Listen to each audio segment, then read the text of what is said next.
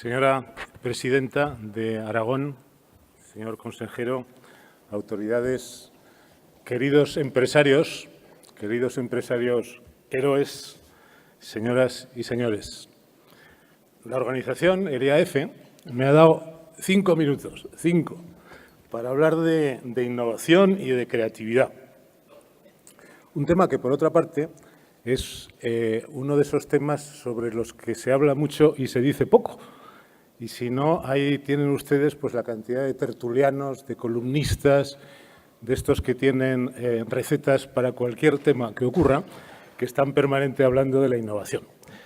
Pero en cualquier caso, el tiempo escaso es mucho mejor. Yo creo que es una buena idea porque nos permite, o me va a permitir, o me va a obligar, pues el ajustarme mucho más y ser mucho más conciso.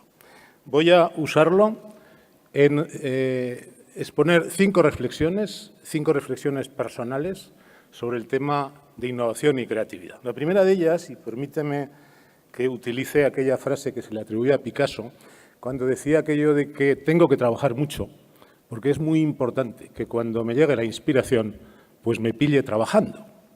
En una empresa, la innovación es un proceso empresarial como cualquier otro. No es la espera de una idea genial, no es un brainstorming de vez en cuando y no es una genialidad individual o la ocurrencia de un creativo de turno, en absoluto. Es un proceso empresarial que debe estar incrustado en el modelo de gestión de la compañía y que requiere planificación, esfuerzo, sistemática, indicadores, lo que ustedes quieran, y muchísimo trabajo, como decía Picasso.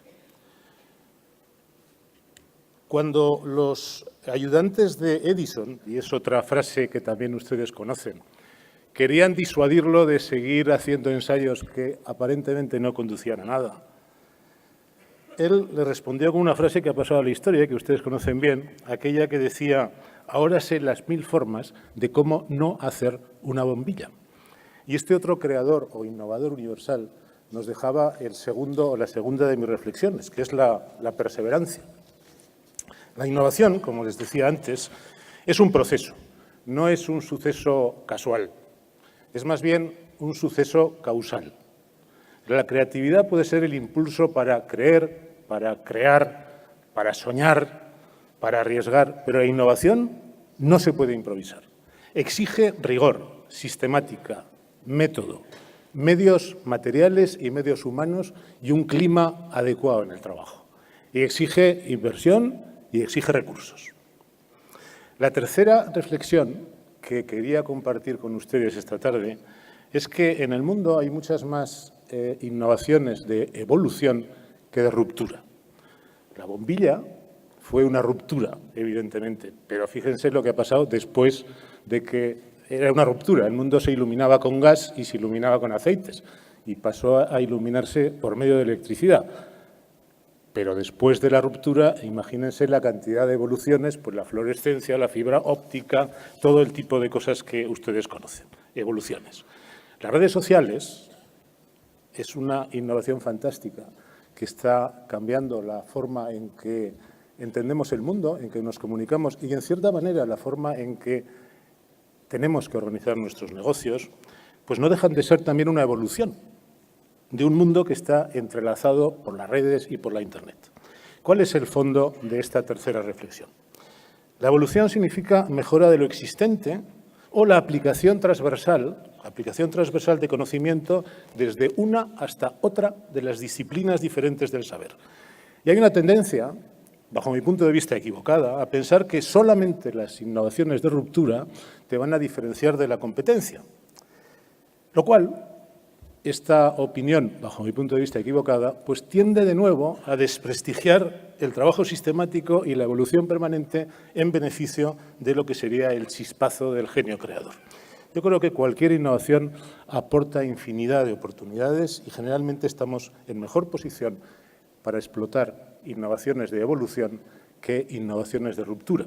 Y esta, yo creo que se nos plantea con esto una especie de una aparente paradoja, en el sentido que, por un lado, tenemos que ser capaces de aprovechar las experiencias, pero paralelamente nos debemos de liberar de ellas, porque muchas veces esas experiencias te están encadenando permanentemente al pasado.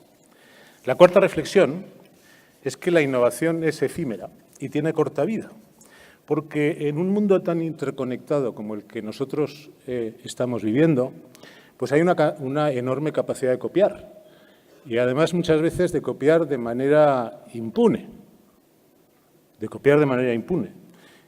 Y también porque tu propia innovación en ese mundo interconectado puede ser la base de la evolución de otro grupo de trabajo, de otro grupo de creativos que están trabajando en la otra esquina del mundo.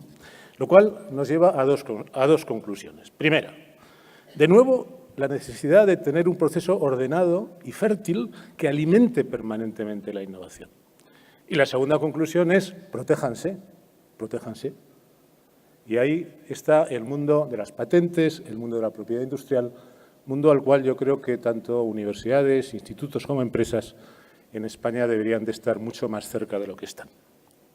Y finalmente, la quinta y última de las reflexiones que les he prometido sobre innovación tiene que ver con el mundo académico y con las empresas. El mundo académico, en las universidades, en los institutos de investigación, hay una masa enorme de conocimientos acumulados. Pero es que en el seno de las empresas hay otra masa enorme de conocimientos acumulados. Y en mi opinión, ambos sistemas están como bastante aislados y separados. Y yo creo que ese aislamiento de los dos sistemas hace que a veces recelen uno del otro, otro del uno, lo cual yo creo que es un problema de primera magnitud en España. De primera magnitud debido, por un lado, a la pobre explotación de capacidades y, por otro lado, debido a la pobre rentabilidad de los recursos. Yo creo que el salto cualitativo que daría este país en materia de innovación, de I+D, si fuéramos capaces de conectar esos dos mundos, de hacer fluir los conocimientos en las dos direcciones, sería un salto absolutamente de gigante y algo por lo que merecería la pena, tanto en el mundo académico como en el mundo empresarial, luchar por ello. Pero bueno, hasta aquí mis 5 reflexiones, en mis 5 minutos. Lo siento, amigo Antonio, si me he retrasado medio minutillo. Muchísimas gracias.